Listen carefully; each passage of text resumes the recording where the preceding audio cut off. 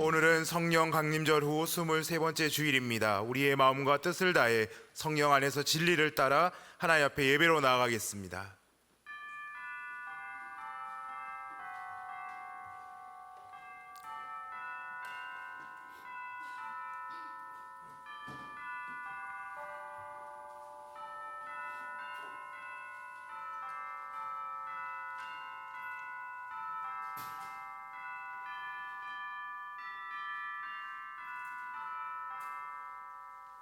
여호와는 위대하시니 우리 하나님의 성 거룩한 산에서 극진히 찬양받으시리로다. 터가 높고 아름다워 온 세계가 즐거워하며 큰 왕의 성 곧 북방에 있는 시온산이 그러하도다. 아멘.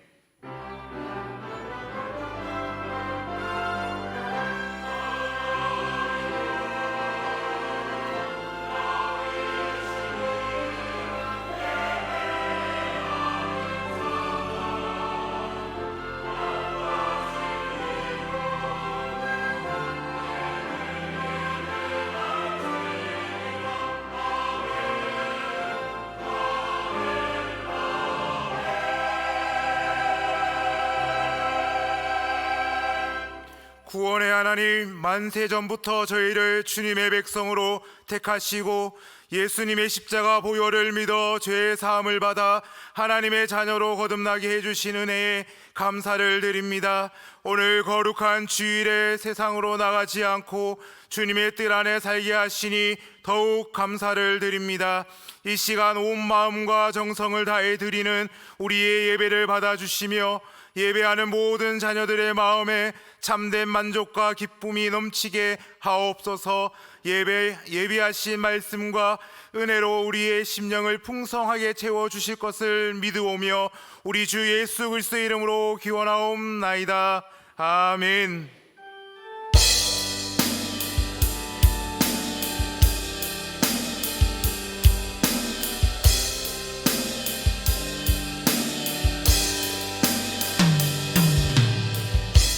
창조의 아버지 그 섭리보이사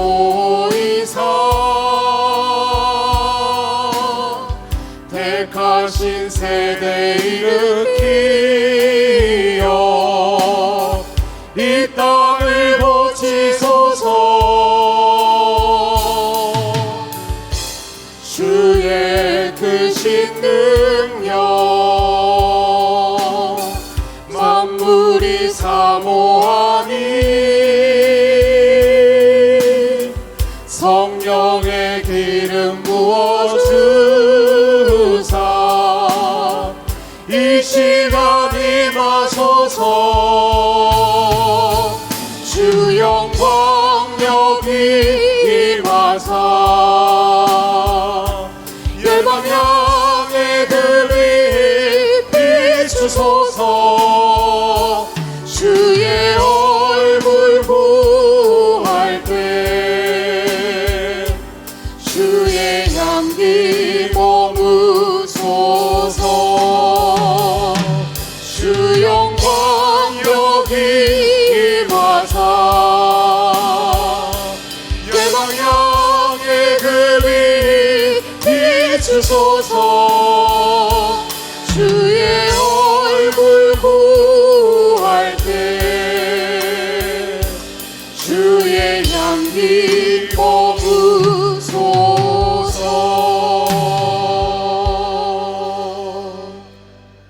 자매의 기도를 드리시겠습니다.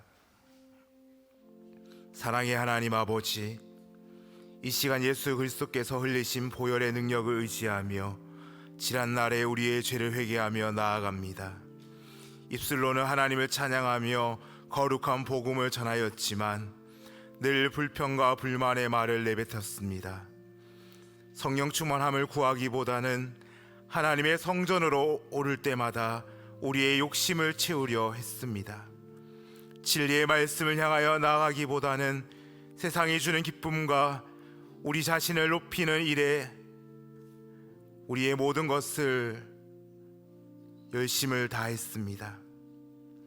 우리를 구원하기 위하여 십자가에서 피 흘리신 주님의 영광보다는 우리만을 위해 살아갔던 욕심과 죄악을 용서하여 주옵소서. 예수님의 이름으로 참회 기도 드리오며 이제는 우리의 입술로 고백의 기도로 계속해 나아갑니다. 아버지 하나님 함께 하옵소서. 죄로 인해 주셔서 우리 인생 하나님 서로 거주셨고 함께 해주셨습니다. 주의 은혜로 다시 한번 주셔서 수단을 대표주시고 통해서 성문과 같이 우리 죄를 고르게 하시고 주님이 함께하여 주시옵소서. 주님 함께하여 주시옵소서. 하나님이 그들이 행한 것 곧 그 악한 길에서 돌이켜 떠난 것을 보시고 하나님이 뜻을 돌이키사 그들에게 내리리라고 말씀하신 재앙을 내리지 아니하시니라. 아멘. 나는 전능하신 아버지 하나님 천지의 창조주를 믿습니다. 나는 그의 유일하신 아들 우리 주 예수 그리스도를 믿습니다. 그는 성령으로 잉태되어 동정녀 마리아에게서 나시고 본디오 빌라도에게 고난을 받아 십자가에 못 박혀 죽으시고 장사된 지 사흘 만에 죽은 자 가운데서 다시 살아나셨으며 하늘에 오르시어 전능하신 아버지 하나님 우편에 앉아 계시다가 거기로부터 살아있는 자와 죽은 자를 심판하러 오십니다. 나는 성령을 믿으며 거룩한 공교회와 성도의 교제와 죄를 용서받는 것과 몸의 부활과 영생을 믿습니다. 아멘.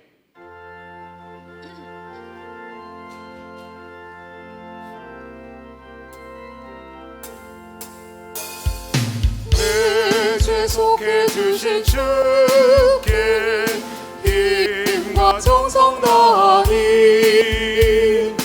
나의 온갖 언행 심사 주를 위한 것일세. 내게 있는 모든 것을 주를 위해 바치리.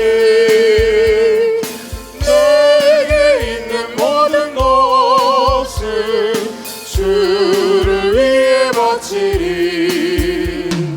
나의 손과 발을 들여 주의 명령 행하고 오직 주만 바라보며 주만 찬양하겠네. 항상 주를 찬송하며 이 몸 바치오리나.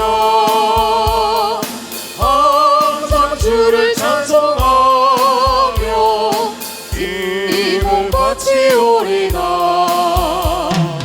내가 주를 바라보니 나의 영혼 밝아져. 십자가를 지신 주만 항상 바라봅니다.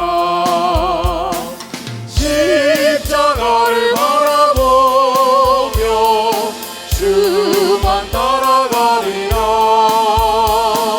십자가를 바라보며 주만 따라가리라. 신기하고 놀라워라 영광스러운 왕의 왕. 나를 친구 삼아주사 편히쉬게 하시네. 주의 날개 아래 영원한 식 없겠네. 주의 날개 아래 영원한 식 없겠네.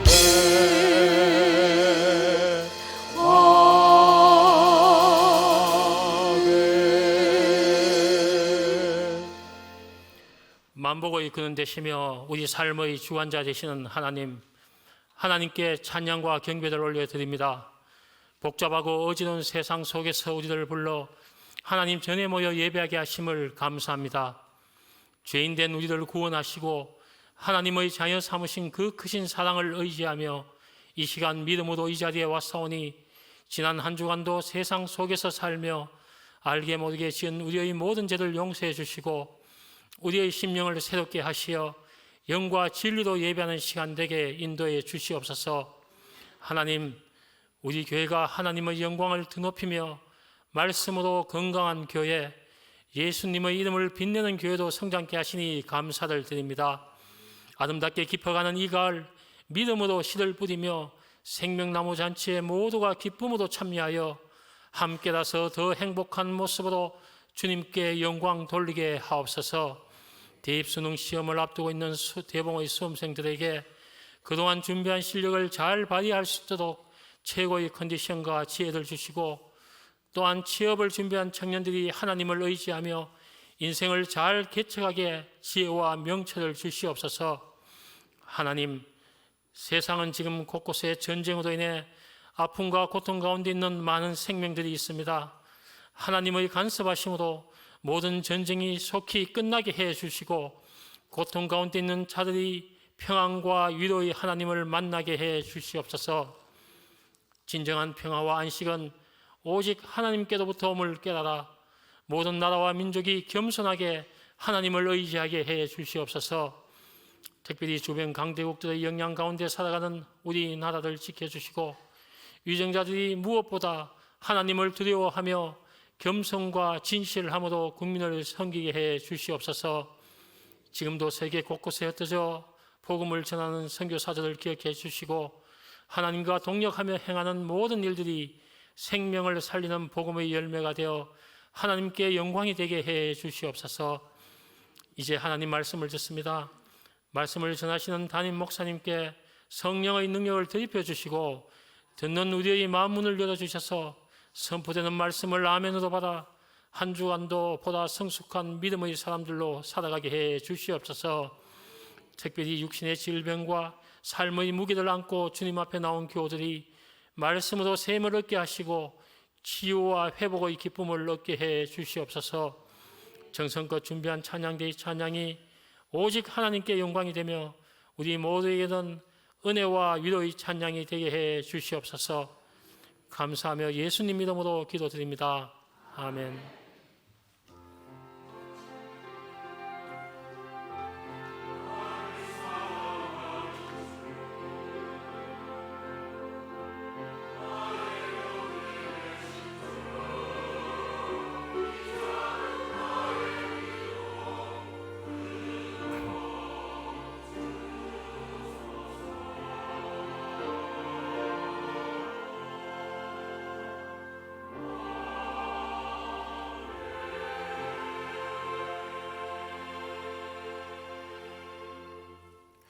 하나님께서 우리에게 주시는 말씀은 고린도전서 7장 1절에서 7절까지의 말씀과 20절, 24절까지의 말씀입니다. 신약 성경 고린도전서 7장 1절에서 7절과 20절에서 24절까지의 말씀입니다. 신약 성경 270면에 있습니다.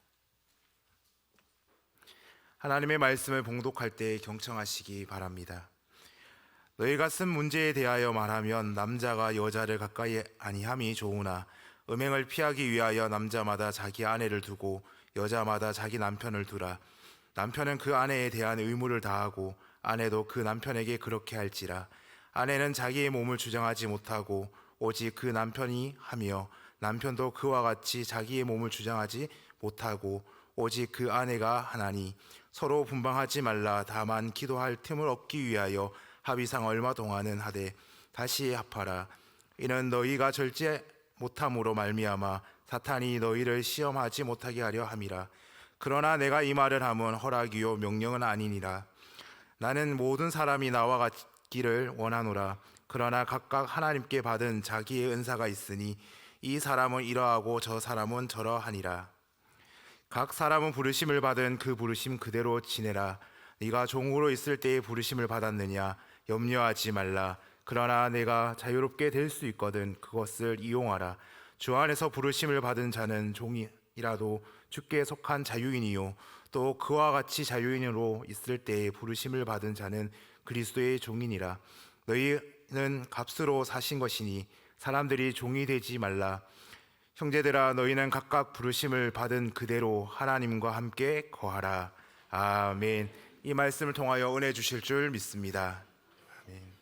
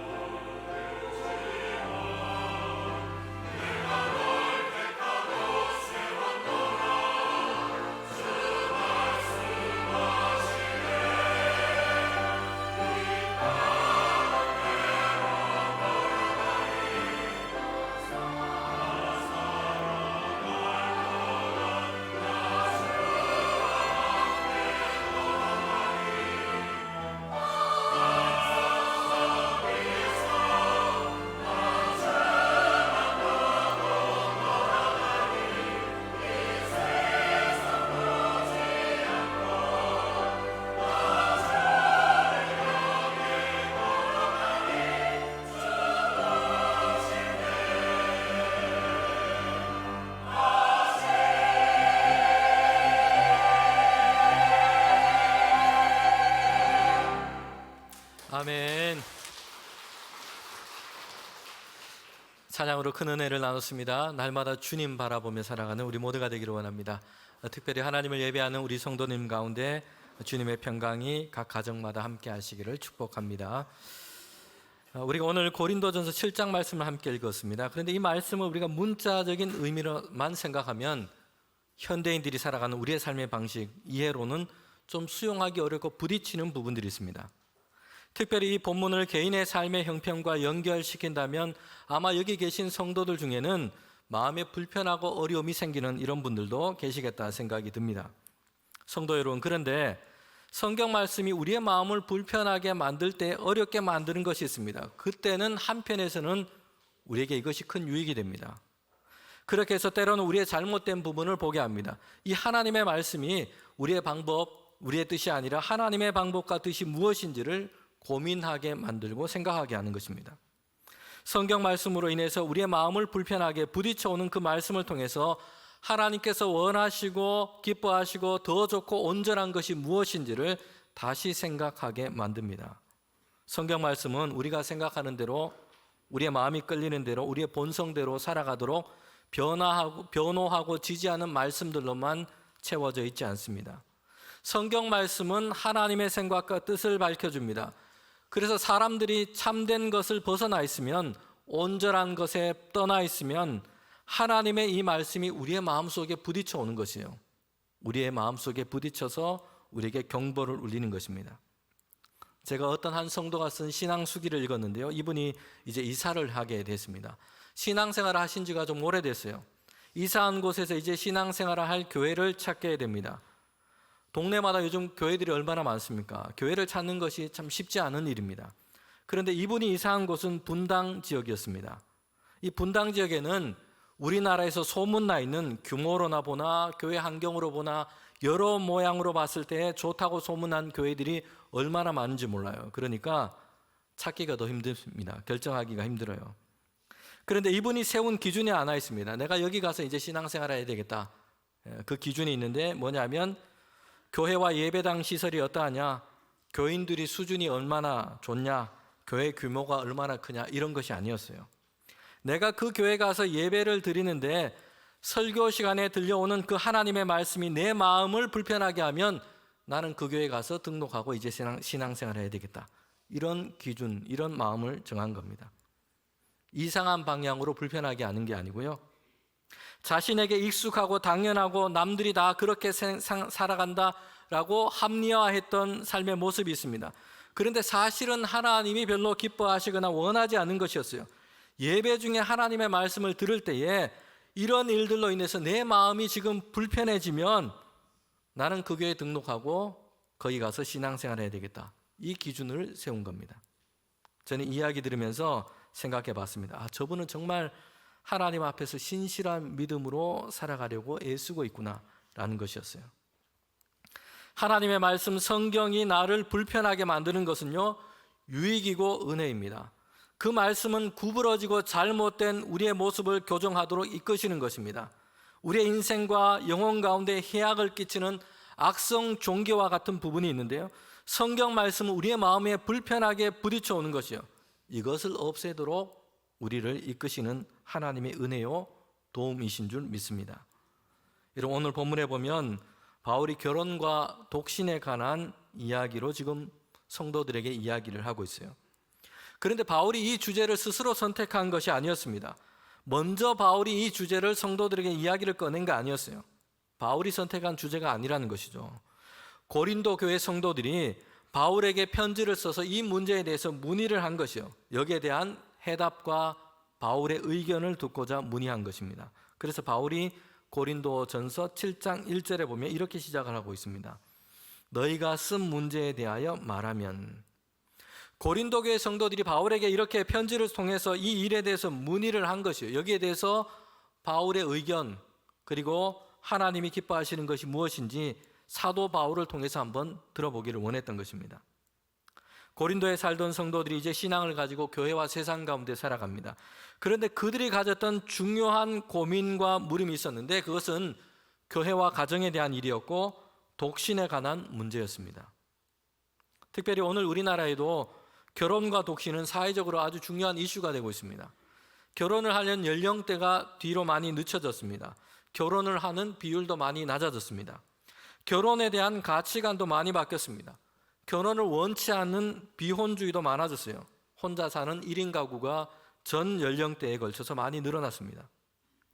그런데 오늘 성경에는 다른 관심과 관점을 가지고 있지만 고린도 교회 성도들에게 결혼과 독신에 관해서 지금 바울이 얘기를 하고 있습니다. 고린도전서 7장 전체는 여기에 대한 지금 말씀을 전체적으로 하고 있습니다. 우리는 오늘 성경에 보면 고린도 교회 성도들이 구체적으로 어떤 물음을 가지고 바울에게 물었는지는 나와 있지 않습니다. 그런데 바울이 대답한 그 대답을 보면 고린도 교회 성도들이 어떤 물음을 바울에게 물었는지 짐작을 하게 됩니다. 믿음으로 살아가는데, 신앙을 가지고 살아가는데 결혼을 하는 것이 유익합니까? 아니면 그냥 독신으로 사는 것이 유익합니까? 1차적인 물음이 이것이었다는 것이요. 결혼을 꼭 해야 하는가? 아니면 그냥 독신으로 살아도 좋은가? 여기에 대한 물음이었습니다. 그런데 여기에서 독신은 결혼을 하지 않은 미혼의 상태도 포함되지만 뿐만 아니라 이별을 했다든지 사별을 했다든지 이혼을 했다든지 이렇게 해서 독신의 상태가 된 것도 다 포함이 되는 것입니다. 그럴 때 재혼을 해야 되느냐? 이게 유익하냐? 아니면 그냥 독신으로 사는 게 좋으냐? 이 고민도 포함이 되어 있는 겁니다. 성도 여러분, 그런데 바울은 여기서 분명하게 먼저 밝히고 있는 것이 있습니다.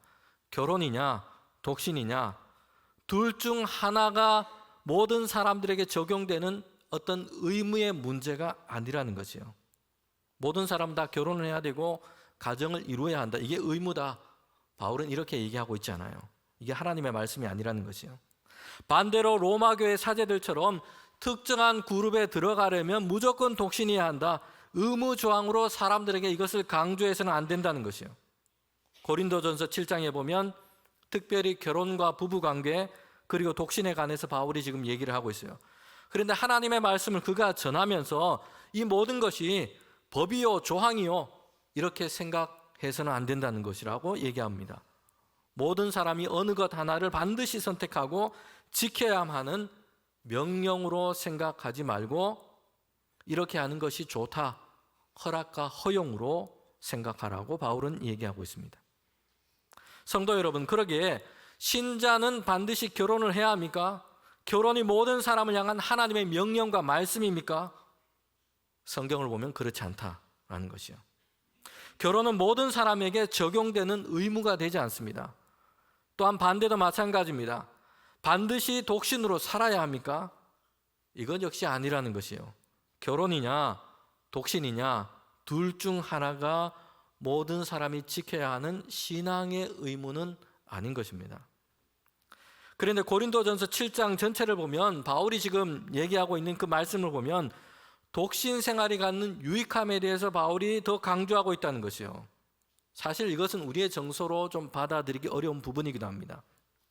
특별히 가정마다 신방을 하고 얘기를 나눠보면 결혼을 하지 않은 자녀들이 있습니다. 나이가 찼는데 아직 미혼인 자녀들이 있어요. 그러면 결혼은 부모들이 가지고 있는 간절한 기도의 제목입니다. 그런데 오늘 한번 본문을 보세요.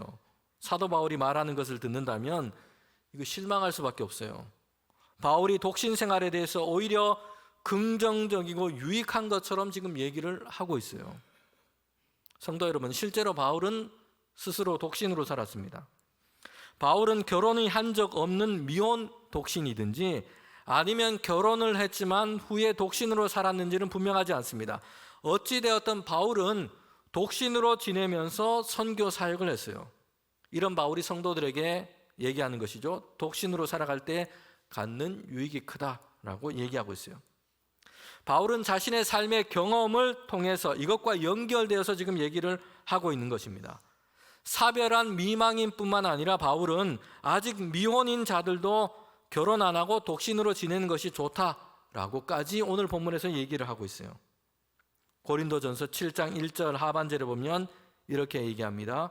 남자가 여자를 가까이 아니함이 좋으나 라고 얘기하고 있어요. 그리고 8절에도 보면 내가 결혼을 아니한 자들과 과부들에게 이르노니 나와 같이 그냥 지내는 것이 좋으니라. 바울 자신처럼 그냥 혼자 지내는 것이 좋다라고 얘기를 하고 있어요. 심지어 바울은 결혼해서 사는 것이 독신으로 사는 것보다 고달픈 일이 많다라고 얘기까지 하고 있어요. 28절에 보면 이렇게 얘기합니다. 그러나 장가를 가도 죄를 짓는 것이 아니요 처녀가 시집을 가도 죄를 짓는 것은 아니로되 이런 일들은 육신의 고난이 있으리니 나는 너희를 아끼노라. 이 결혼해서 사는 게 고달픈 일이 혼자 사는 것보다 많다. 바울이 이렇게 얘기를 하고 있습니다. 성도 여러분, 그런데 바울은 모든 사람들에 대해서 지금 독신을 생활을 해야 된다. 그냥 혼자 사는 게 좋다. 이렇게 독신을 예찬하고 있는 게 아니에요. 특별히 바울은 독신 생활이 결혼 생활보다 더 영적이고 하나님이 기뻐하시고 하나님이 인정하는 삶의 방식이다. 지금 이것을 주장하고 있는 게 아닙니다. 바울이 독신 생활을 이렇게 긍정적으로 말한 것은 그 당시 신학적이고 시대적인 배경을 우리가 이해할 필요가 있습니다. 먼저 바울과 그 시대 교회들은 성도들은 예수님이 다시 오실 것이다. 이 주님의 재림에 대해서 아주 임박하게 생각했다는 것이요. 주님이 곧 다시 오실 것이다. 우리가 늙기 전에 죽기 전에 예수님은 반드시 다시 오실 것이다. 이렇게 생각하고 그들은 예수님을 믿었습니다. 고린도전서 7장 26절에 보면 이렇게 말씀합니다. 내 생각에는 이것이 좋으니 곧 임박한 환난으로 말미암아 사람이 그냥 지내는 것이 좋으니라. 예수님의 임박한 이 재림과 이 종말을 생각했습니다. 그래서 바울은 이제 곧 주님께서 다시 오실 텐데 구태여 독신자들이 결혼할 필요가 있느냐? 혼자 지내는 것이 좋다라고 지금 이렇게 얘기를 하고 있습니다. 한편에는 당시에는 신앙 때문에 생명의 위협을 받고 박해가 있었던 핍박의 시대였습니다. 바울은 그래서 담대하게 믿음을 지키며 살기 위해서는 얽매임이 없이 그냥 독신으로 사는 것이 좋다라고 지금 얘기를 하고 있는 겁니다. 바울이 독신 생활에 대해서 긍정적으로 말하고 있는 것은 그 시대적인 배경도 있습니다. 여러분, 그 시대가 워낙 방탕했던 시대였습니다. 특별히 고린도라는 도시는 더 그랬습니다. 사람들 사이에는 일부 다처제가 허용되었습니다. 첩을 두는 일이 흔했어요. 뿐만 아니라 결혼을 하고 이혼을 하는 일들을 사람들은 대수롭지 않게 반복하기도 했습니다. 뿐만 아니라 사람들은 이렇게 많은 아내와 첩을 두고 있는 것을, 많이 결혼한 것을 자랑하는 이런 문화들이 그들 가운데 있었던 겁니다. 요즘도 이슬람 국가 중에는 그런 나라들이 있습니다. 아내를 많이 둔 것을 그 사람의 부와 권세의 상징처럼 생각하고 이것을 자랑하고 내세우는 그런 나라들도 있습니다. 바울은 이처럼 결혼과 이혼을 가볍게 반복하는 이 죄악된 구조 속에 들어가지 말고 차라리 독신으로 사는 것이 더 낫다, 유익하다라고 지금 말하고 있습니다. 여러분, 여기까지 바울의 이야기를 들으니까 어떻습니까? 특별히 어제 부부싸움 하신 분들 이런 생각이 드시지 않습니까? 내가 진작에 이 말씀을 좀 읽었어야 되는데 이제 돌이킬 수 없는 강을 건넜다. 아직 미혼이시거나 독신 생활하시는 분은 이런 마음이 들기도 할 것 같습니다. 그래, 사도 바울이 혼자 살아봐서 잘 아네. 혼자 사는 게 얼마나 편하고 속 편한지 좋지. 성도 여러분, 그런데 바울은 독신 생활에 대해서, 유익함에 대해서 말했는데요. 한편 바울은 여기서 대단히 중요하게 강조하고 있는 것이 있어요. 독신이라고 하는 것은 일반적으로 적용할 수 있고 모든 사람들이 자기 편히 자기 의지대로 자기 형편대로 선택할 수 있는 그런 삶의 방식, 생활 방식은 아니라는 것이에요. 고린도전서 7장 7절에 이렇게 말씀합니다. 나는 모든 사람이 나와 같기를 원하노라. 그러나 각각 하나님께 받은 자기 은사가 있으니 이 사람은 이러하고 저 사람은 이러하니라. 아멘. 여러분, 바울이 여기서 뭘 얘기하고 있습니까? 자신처럼 독신으로 사는 것도 좋다라고 얘기하고 있는데, 그런데 모든 사람이 선택하는 삶의 방식은 아니라는 것이요. 독신은 바울에게 하나님이 주시는 은사를 따른 것입니다. 독신은요, 하나님께 받은 특별한 은사인 것입니다. 다른 말로 하면 평생 독신으로 살 수 있는 특별한 은사가 없다면, 이게 분명하지 않으면 결혼하는 것이 맞다라는 것이에요. 여러분, 바울은 결혼과 독신의 문제에 대해서 얘기하면서 계속해서 함께 연결시켜서 얘기하고 있는 것이 있습니다. 특별히 성도들이 결혼과 독신, 가정에 관해서 생각할 때 이 문제를 항상 연결해서 주의해야 한다고 바울은 계속해서 반복해서 얘기하고 있어요. 그게 뭐냐 하면 음행이라는 죄의 문제입니다. 특별히 고린도라는 도시에는 음행의 문제가 아주 심각했습니다. 고린도 교회 안에 성도들 안에도 이런 음행의 문제가 있었어요. 간통과 간음, 동성애, 문란한 성생활들이 있었습니다. 여러분, 그러기에 독신 생활은 왜 특별한 하나님의 은사가 있어야 합니까? 은사가 없으면 독신 생활은 음행이라는 죄에 쉽게 빠져버리기 때문입니다. 성적인 자유와 방종으로 흘러가기 쉽습니다. 독신의 은사가 없는 사람이 독신으로 살려고 한다면 도덕적으로, 영적으로 좌절에 이르고 마는 겁니다. 그래서 독신 생활이 오히려 그 사람을 영적으로, 신앙적으로 하나님을 떠난 삶을 살게 만든다는 것이에요. 하나님이 주신 은사로부터 시작된 것이 아니면 내가 독신으로 살겠다, 이게 더 고상하다, 이걸 고집할 것이 아니라는 것이에요. 결혼하고 부부가 되고 가정을 이루는 것도 하나님의 복된 부르심인 것입니다. 오늘 설교 중에 이 독신에 관한 말씀이 이제 계속되고 있는데요. 빼놓을 수 없는 중요한 것이 있습니다. 특별한 은사를 받은 사람이라면 독신으로 사는 것이 더 낫다, 바울이 이렇게 얘기했어요. 그러면서 독신 생활의 어떤 유익함에 대해서 바울은 얘기를 하고 있습니다. 그런데 여기서 바울이 독신 생활이 더 유익하다라고 무슨 이유 때문에 이렇게 얘기를 하고 있습니까? 그 이유가 무엇입니까?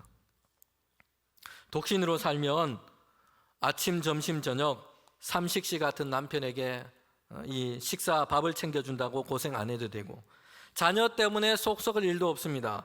독신이면 아내 눈치를 안 보고 조기 축구부터 시작해서 낚시, 등산, 마음껏 취미 생활을 할 수 있고요. 거실 소파에 누워서 야구를 마음껏 즐겨볼 수 있고요.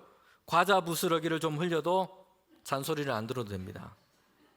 이렇게 몸과 마음이 막 편한 것이죠. 여러분, 이것이 지금 바울이 얘기하고 있는 독신 생활의 유익함이 아니에요. 바울이 말하는 독신 생활이 주는 유익함은 이런 것이 아닙니다.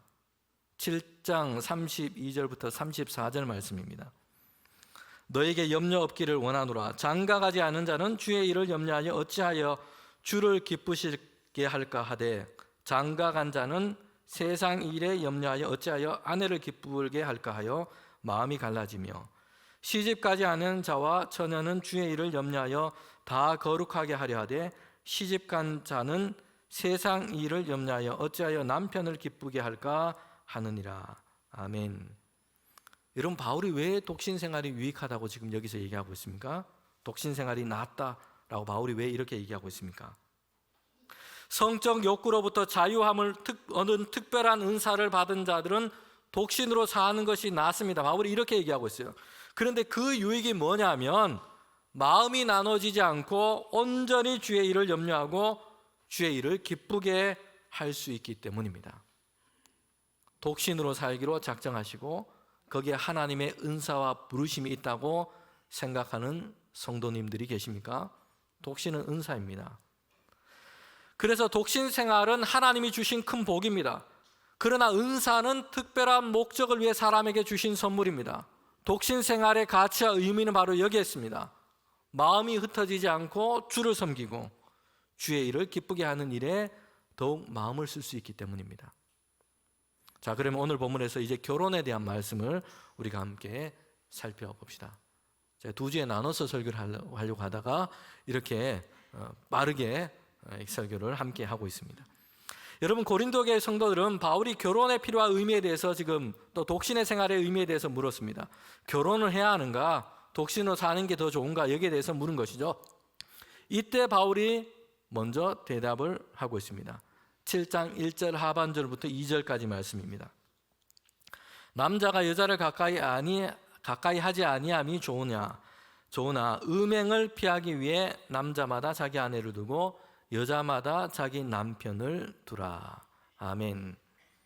여기에 대상자는 아직 결혼을 하지 않은 미혼 사람들도 포함이 되고요, 결별이든 사별이든 한 배우자와 결혼의 관계가 끝난 상태에 있는 이들도 해당이 됩니다. 그런데 바울이 여기서 결혼의 필요를 지금 얘기를 하고 있어요. 음행을 피하기 위해서 결혼하는 것이 낫다라고 지금 얘기를 하고 있습니다. 성적인 타락과 음행의 문화가 있습니다. 이런 죄악된 문화들 가운데 살아가고 있어요. 그런데 사람들이 일반적으로는, 사람들에게는 성적인 욕구가 있습니다. 여러분, 그러나 이 성적인 욕구와 본능은 죄의 결과가 아니에요. 생육하고 번성하기 위해서 하나님께서 모든 피조물 가운데 주신 것입니다. 그런데 이것을 잘못 오용하는 것이 음행이요 죄악이 되는 것입니다. 그런데 결혼은 음행을 피하기 위한 제도 정도로만 오늘 본문을 읽으면서 낮게 생각하거나, 또는 유혹과 음행을 피하기 위한 적법한 탈출구 정도로만 우리는 성경을 통해서 이 결혼의 가치를 그렇게 생각해서는 안 됩니다. 성경이 말씀하는 결혼관은 더 높고 고상한 것입니다. 성도 여러분, 독신이 하나님이 주신 특별한 은사에서 비롯된 것입니다. 그러나 결혼은 하나님이 사람을 위해 주신 보편적인 축복의 삶의 방식이요 모습인 것입니다. 하나님께서 창조하실 때 남자인 아담을 창조하셨고요, 혼자 사는 것이 좋지 않아 보여서 여자인 하와를 창조하셨어요. 둘이 합하여 이제 한 몸이 되게 하셨습니다. 연합된 몸으로 가정을 이루고 하나님이 약속하신 풍성한 생명의 번영을 얻도록 하신 것입니다. 이것이 사람을 창조하신 하나님의 역사인 것입니다. 그러기에 독신의 은사가 없는 이들은 하나님께서 복되게 제정하신 결혼을 꿈꿔야 하고요, 결혼을 통해서 남자와 여자 두 사람이 사랑으로 충만한 가정을 이루기 위해서 힘써야 합니다. 이것이 하나님께서 사람들에게 주신 창조의 원리인 것입니다. 성도 여러분, 그런데 고린도 교회 성도들 중에는 성적으로 금욕 생활을 하는 것이 더 영적이고 고결한 것이라고 취급했던 그런 성도들이 있었습니다. 음행이 만연했던 시대였어요. 교회 안에서도 이런 음행의 문화들이 들어와 있었습니다. 그런 시대 속에서 한편으로는 성적으로 금욕하는 것, 이게 신앙적으로 대단한 결단이고 도전이라고 할 수 있어요. 성도 여러분, 그런데 문제가 있어요. 그들 중에는 결혼하는 일이 있었다는 것이에요. 독신자가 아니라 한 남자의 아내요, 한 여자의 남편이었던 것입니다. 바울은 여기에 대해서 분명하게 얘기하고 있습니다. 결혼을 했습니다. 배우자가 있습니다. 그런데 부부 사이의 관계에서 독신으로 사는 것은 옳지 않습니다. 결혼한 부부는 정서적으로, 육체적으로 친밀한 관계를 맺어가야 합니다. 그리고 그 관계가 삶에서 더욱더 깊어져 가야 하는 것입니다. 이것이 하나님께서 정하신 결혼의 원리입니다. 부부 사이의 관계에서 정서적으로, 육체적으로 금욕을 하고 독신으로 살아가고 가려고 한다면 바울이 여기에서 말씀하고 있죠. 거기에는 관계의 틈이 생깁니다. 그리고 그 틈을 타서 사단의 시험과 제약이 들어오게 됩니다. 불신과 음행이 생기기 쉽고 관계가 깨어져 버리고 마는 거예요. 남자와 여자가 만나서 부부가 되었습니다. 각각 다른 삶의 역사, 경험을 다 가지고 있습니다. 여러분, 그러기 때문에 딱 맞기를 기대해서는 어렵다는 것이요. 딱 맞는 것은 같이 산 양말 두 짝이 딱 맞습니다. 남자와 여자는 그렇지 않아요. 부부는 무엇을 하든지 그러나 함께하기를 즐거워하고 함께하기를 기뻐해야 합니다. 때로는 귀찮을 때도 있고요, 잘 안 맞을 때도 있습니다. 부딪히는 부분도 있어요. 그럼에도 부부 사이에는 그 누구도 그 사이에 끼어들 수 없는 친밀함이 있어야 됩니다. 자녀들도 부모들도 부부 사이보다 우선이 될 수 없어요. 고린도전서 7장 4절부터 5절에 보면 바울은 결혼한 부부이면서 이제 남편은 자기 몸을 자기가 주장하지 않고 배우자인 아내가 주장하게 해라 라고 말씀합니다. 반대로 아내도 마찬가지입니다. 자신이 자기를 주장하지 않고 남편이 주장하도록 해야 한다라고 얘기합니다. 기도하기 위해서 잠시 틈을 얻는 것 외에는 함께 하라고 말씀하고 있어요. 여러분, 그런데 이 말씀을 자기 식도로 오해하거나 주장해서는 안 됩니다. 자기 중심적으로 생각해서 야, 봐라, 여기 성경을 봐라, 내 주장을 따라야 한다. 남편과 아내가 상대방 각자가 자기 자신을 상대방에게 주장하는 것이에요. 이것은 본래 하나님의 말씀을 거꾸로 지금 이해하고 있고 거꾸로 가져다가 쓰고 있는 것입니다. 본래 말씀의 뜻은요, 부부관계에서 이제 내가 나를 주장하면 안 되고 상대방에게 주도권이 있다, 상대방에게 주도권을 주라 라고 지금 말씀하고 있는 겁니다. 창세기에 보면 하나님은 남편인 아담에게 돕는 배필로 아내인 하와를 허락하셨습니다. 그런데 이 돕는 배필이라는 이 단어, 이 말은 아담을 위한 하와의 존재만을 뜻하지 않아요. 하와에게도 아담이 마찬가지입니다. 남편에게도 아내가 돕는 배필이고요, 아내에게도 남편은 돕는 배필인 것입니다. 돕는 배필이라는 것은 그 중심이 자기에게 있지 않습니다. 상대방에게 주도권이 있는 것이요. 상대방의 필요, 상대방의 부족, 상대방의 요구에 마음을 두고 그것을 위해 돕고 채우는 존재인 것입니다.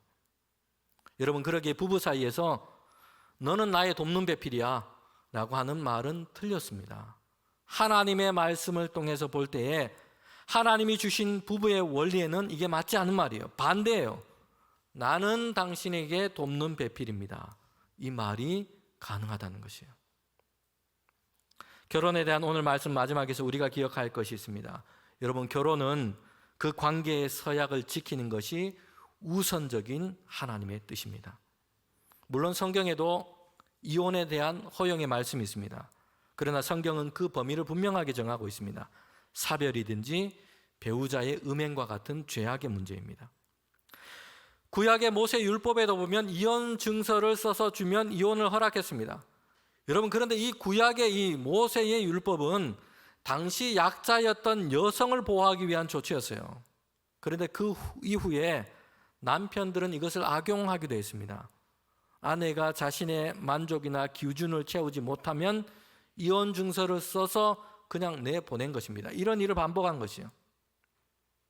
예수님 당시에도 랍비들 중에 한 학파가 있었습니다.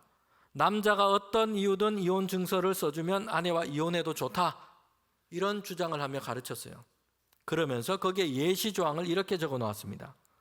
아내가 아침에 빵을 태웠거나 자기를 더 기쁘게 해주는 다른 애인을 만나게 되었을 때도 이혼 증서를 써서 이혼을 해도 좋다.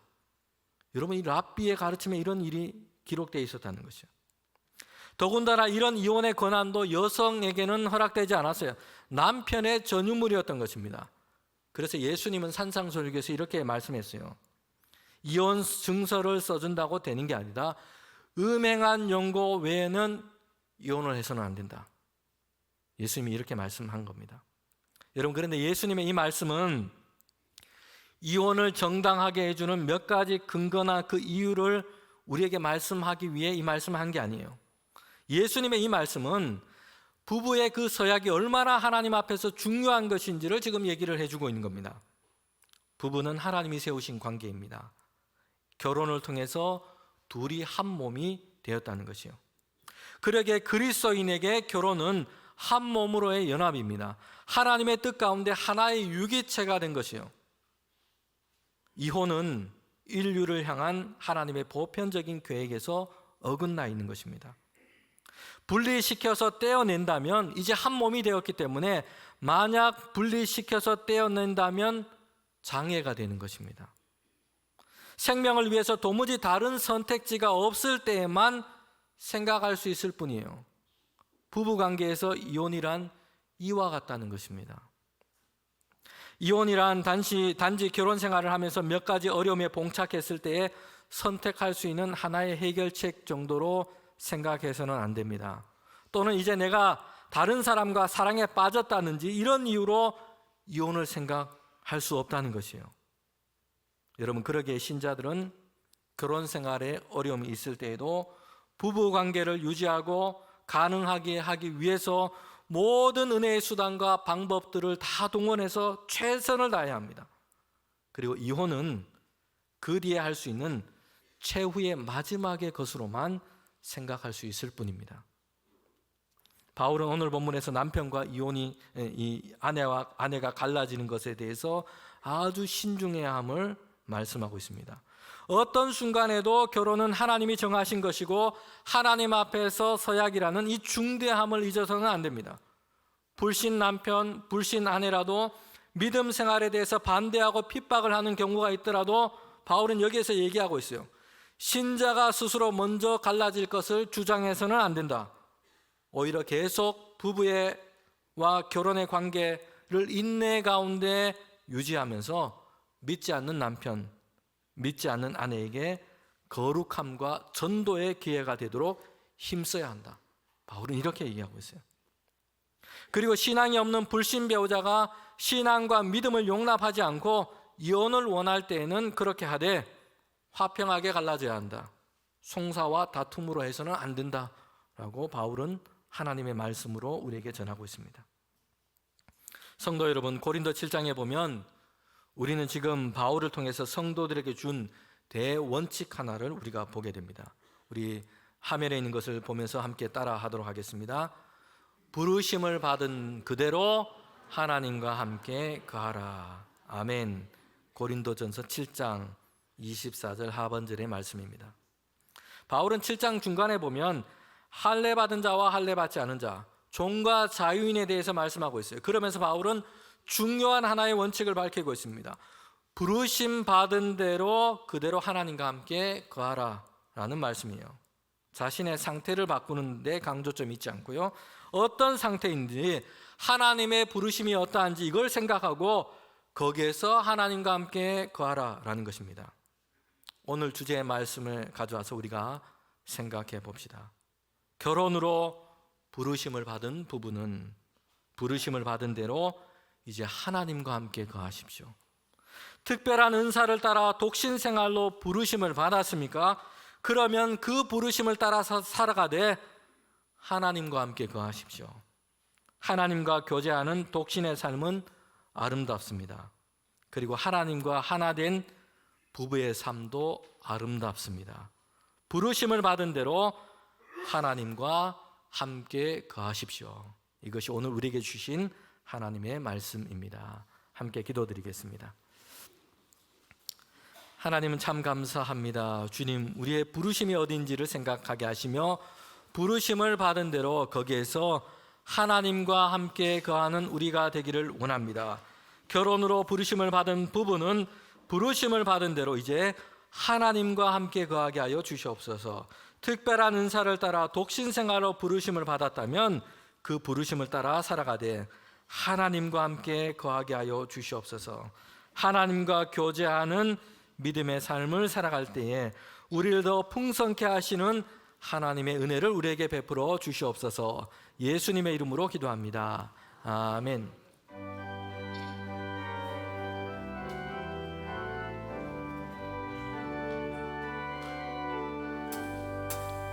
주는 너를 기르시는 목자요, 나는 주님의 귀한 어린 양.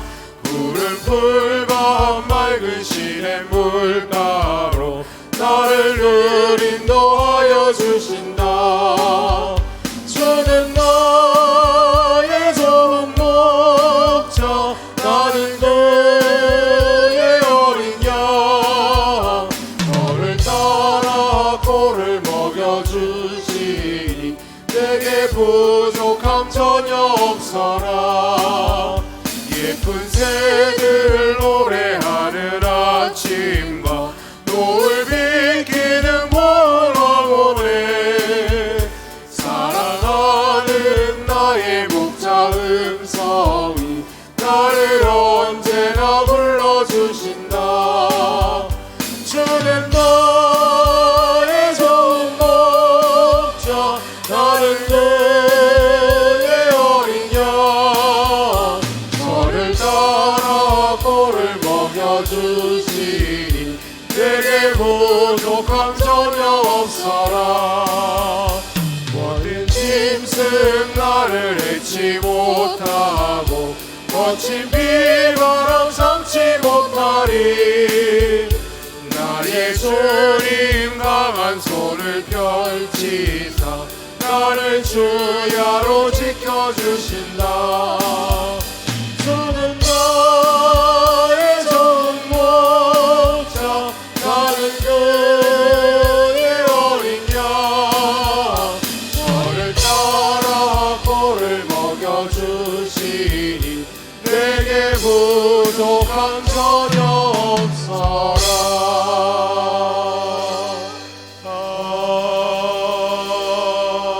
아멘.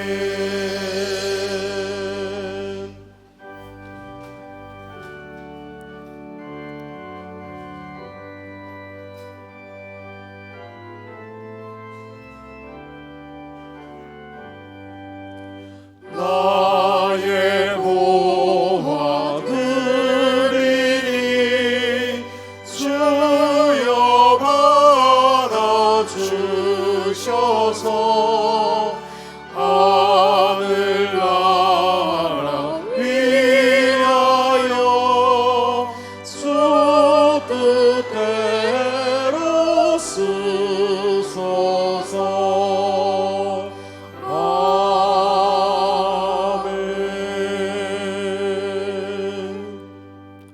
하나님, 주님을 예배하며 귀한 예물 올려드립니다. 하나님께서 주신 것 구별하여 주님께 올려드립니다. 우리 모든 성도들의 손길을 하나님께서 은혜로 채워주시며 늘 동행하여 주시옵소서. 우리의 생애에 넘치는 은혜를 베풀어 주시니 감사합니다. 이 땅을 살아갈 때에 하늘의 것을 추구하며 늘 주를 바라보는 믿음 더하여 주시옵소서. 그리스도의 용을 우리에게 채워주셔서 하나님의 나라를 이 땅에서 맛보게 하여 주시옵소서. 권능으로 우리를 다스리시고 주님의 빛으로 우리를 비추어 주시옵소서. 성령을 보내셔서 우리의 영혼을 늘 소생케 하여 주시옵소서. 그래서 삶에 살아가는 과정 가운데 불안과 긴장 속에서도 기쁨과 평안을 잃지 않은 믿음을 우리에게 허락하여 주시옵소서. 주님, 세상의 크고 작은 일 가운데 주님의 뜻이 이루어지고 있음을 신뢰하는 믿음을 우리에게 더하여 주시옵소서. 하늘의 것들로 우리의 삶을 채워주시고 선하고 자비로우시며 완전하신 주님의 뜻을 따라 살아갈 수 있도록 우리를 인도하여 주시옵소서. 주님의 사랑의 깊이를 더 알게 하여 주셔서 다른 사람들과의 관계를 돌아보며 다시 사랑할 수 있는 힘을 우리에게 더하여 주시옵소서. 어두운 이 세상을 주님 밝혀주시며 주님의 빛을 비추어 주시옵소서. 그리하여 온 세상이 우리와 함께 주를 찬양하며 경배하게 하여 주시옵소서. 예수님의 이름으로 기도합니다. 아멘.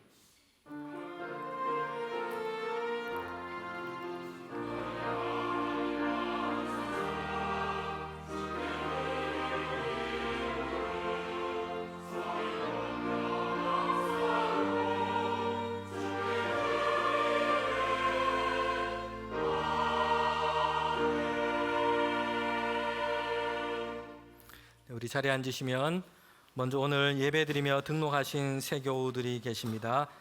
소개하겠습니다. 박순희 권사님, 우리 경주에 계셨는데 이사를 하신 것 같습니다. 오늘 교회 오셔서 예배하며 등록하셨습니다. 그리고 박순희 권사님 또 등록하시면서 우리 세 가족을 함께 또 모시고 왔습니다.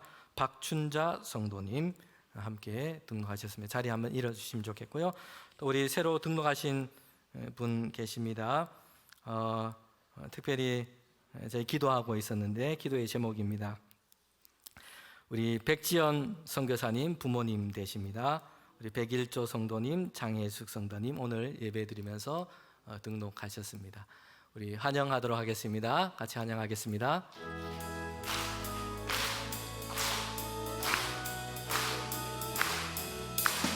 환영합니다. 주님의 이름으로 환영합니다. 주님의 사랑으로 환영합니다. 네, 감사합니다. 네, 교회 소식 전하도록 하겠습니다. 오늘은 성령 강림절 후 23번째 주일입니다. 그리고 오늘 찬양 예배 때는 중창단 연합해서 언신 예배로 드립니다. 우리 예배 순서에 보면 주일 찬양 예배 나와 있습니다. 여러 중창단이 함께 준비하고 하나님께 영광 올려드립니다. 우리 많은 성도님들 오셔서 함께 하시면 좋겠습니다. 그리고 다음 주일 찬양 예배는 생명나무 잔치를 위해서 전도 동역 세미나로 함께 예배를 드립니다. 오시는 분은 강사로 박인숙 권사님 온누리교회에서 전도 사역을 하고 계신데 오셔서 하나님 말씀 전해 주십니다. 우리 온 성도들이 다음 주일 찬양 예배도 함께 해주시면 좋겠습니다.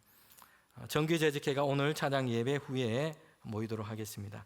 우리 교우 소식입니다. 이사한 가정이 있습니다. 이순조 권사님 가정 이사하셨고요.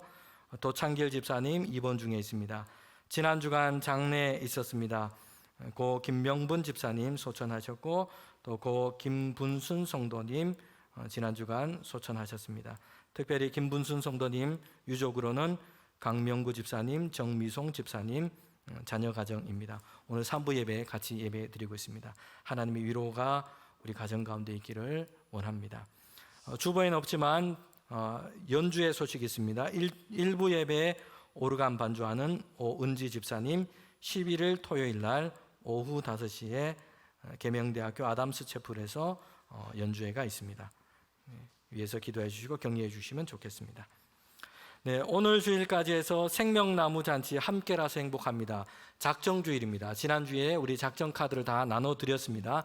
예배 드리시고 나가실 때 전도하실 분들, 또 복음을 전할 분들, 또 함께 신앙생활하다가 우리 잘 보이지 않는 우리 장기 결석하시는 분들, 또 가족들, 내가 전도할 분들 성함을 좀 적으셔서 제출해 주시기를 바랍니다. 전도 작정에서부터 시작합니다. 우리가 작정해서 이분들에게 복음을 전하고 좀 초청해야 되겠다, 이 마음으로 작성서에 성함을 적으셔서 제출해 주시고 또 함께 생명나무 잔치에 우리 모든 성도님들이 기도하며 전도하며 동참하면 좋겠습니다.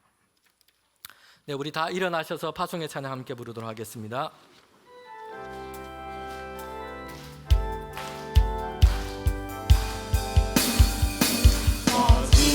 마지막 날에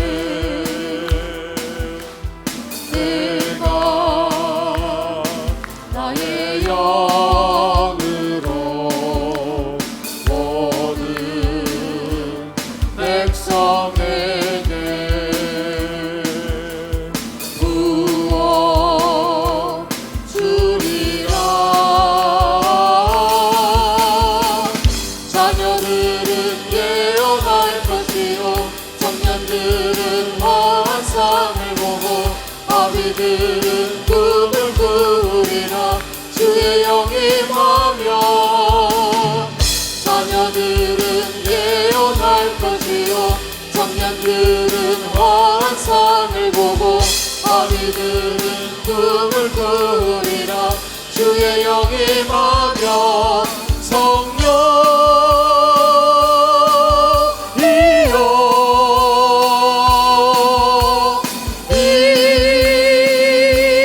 임하소서.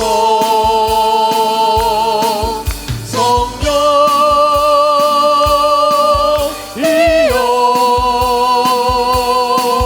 우리에게 임하소서.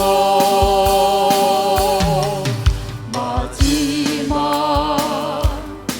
날에 내가 나의 영으로 모든 백성에게 부어 주리라. 자녀들은 예언할 것이요 청년들은 환상을 보고 아비들은 꿈을 꾸리라.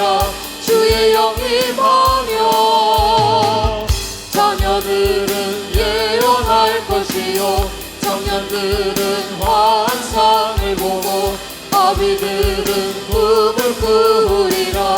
주의 영이 임하며 성령이여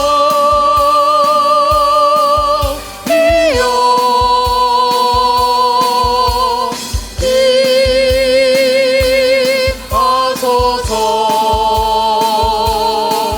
성령이여